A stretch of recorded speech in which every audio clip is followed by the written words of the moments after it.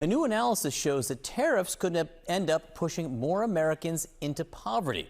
CNN's Matt Egan covering that angle for us this morning. Matt, what are you learning?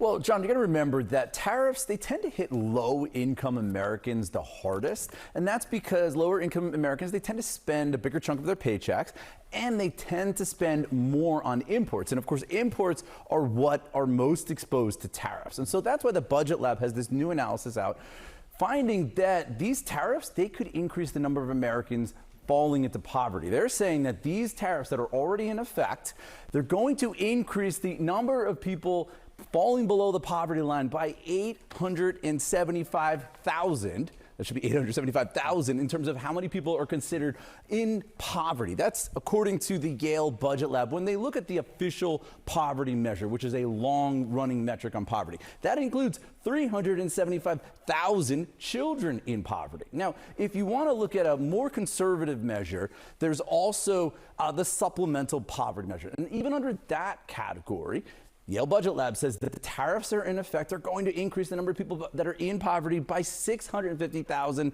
And again, that includes 150,000 children. Now, when you look at this on a percentage basis, it's not quite as dramatic, but still any increase of people in poverty is concerning, especially when you're not talking about some sort of economic disaster, natural disaster, an act of war, right? This is a intentional policy decision that the administration has taken. And they're doing this, of course, with tariffs because they're trying to revive American manufacturing.